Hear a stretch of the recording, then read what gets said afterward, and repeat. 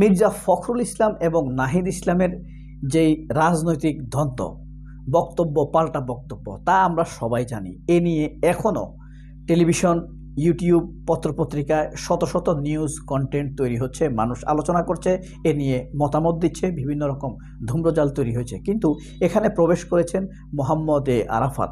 সন্দেহটা কিন্তু সেখানেই। মির্জা ফখরুল কেন ওই বক্তব্য দিয়েছেন, কি বলেছেন?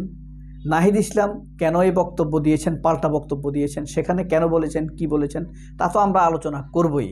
কিন্তু এখানে এই বক্তব্যের মাঝে আওয়ামী লীগের তথ্য প্রতিমন্ত্রী, মনে আছে তো, উঁচা লম্বা স্মার্ট মোটা দুর্নীতিবাজ মোহাম্মদ আরাফাত, তিনি এর ভিতরে কিভাবে প্রবেশ করলেন?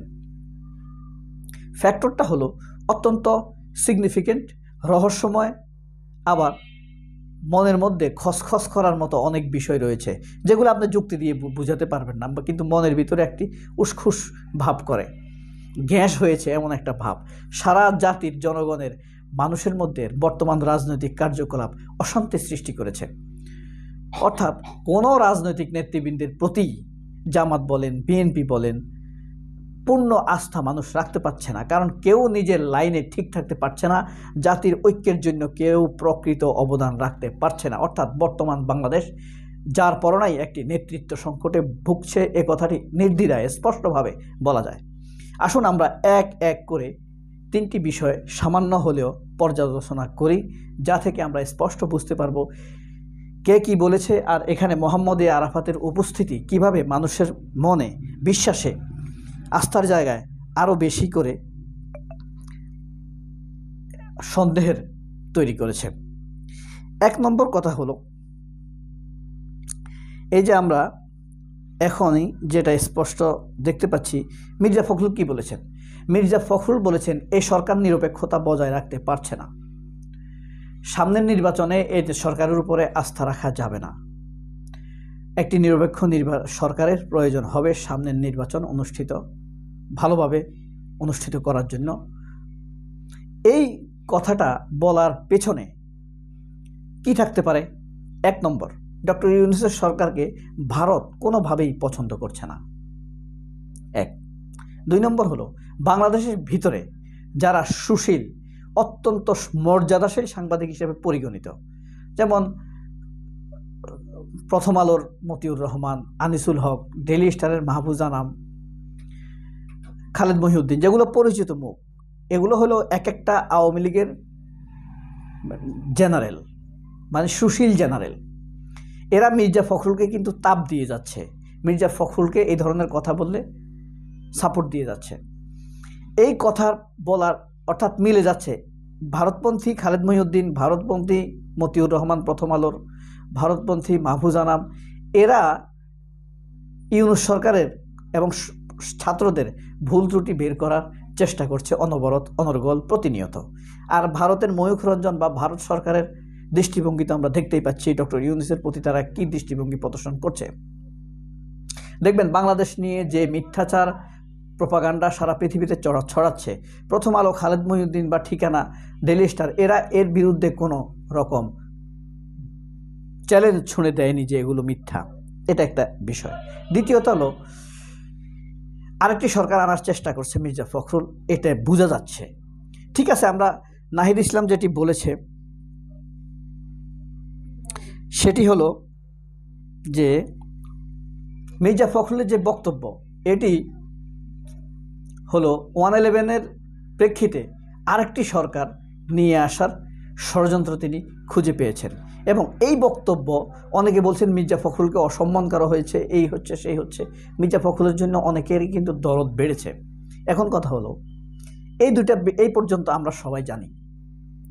এখানে মোহাম্মদ আরাফাতের অবস্থানটা কি? মোহাম্মদ আরাফাত, এই যে দেখেন মোহাম্মদ আরাফাত এর ফেসবুক দেখতে পাচ্ছেন, বুঝতে পারছেন? আরও স্পষ্ট করাবো, এই যে মোহাম্মদ আরাফাতের প্রোফাইল, তার এই স্ট্যাটাসটি আমরা এখন পড়ব। এখানে সে কি বলছে শুনুন। আগামী নির্বাচনে ইউনূসের অবৈধ সরকারের অধীনে হবে না, মানে আগামী নির্বাচন ইউনূসের অবৈধ সরকারের অধীনে হবে না।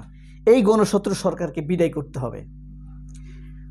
দেখেন, আর মোহাম্মদে আরাফাত ডক্টর ইউনূসের সরকারকে গণশত্রু বলছে, আর এটাকে একটু নরম করে মির্জা ফখরুল বলছে নির্বাচন নিরপেক্ষ করার জন্য আরেকটি সরকারের প্রয়োজন হবে। দুটি বক্তব্য কি মিল বুঝতে পেরেছেন?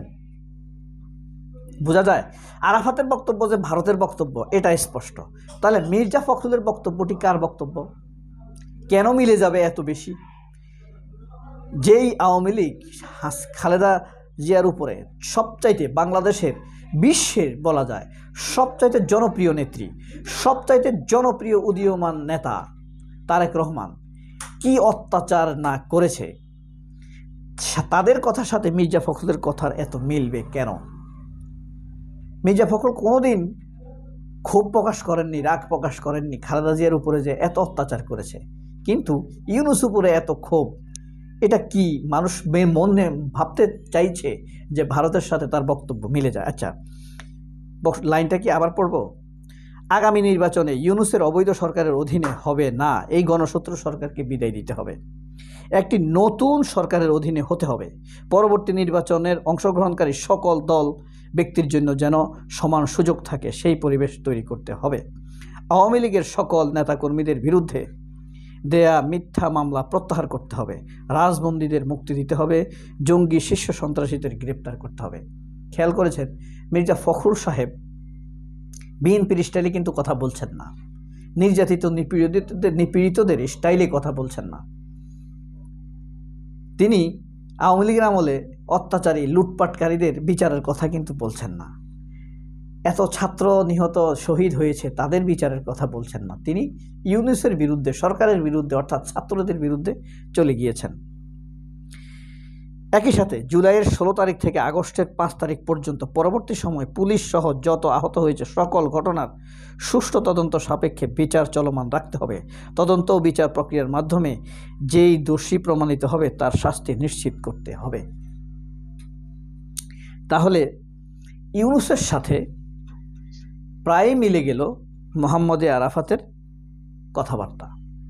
এখন কথা হলো, তাহলে আমরা কি ধরে নিব, কি ভাবতে পারি? আপনারা কি ভাবছেন? সমীকরণটি কি? মির্জা ফখরুলের সরকারের উপরে অনাস্থা, নির্বাচনের জন্য আরেকটি সরকার, মোহাম্মদে আরাফাতের একই কথা বলা।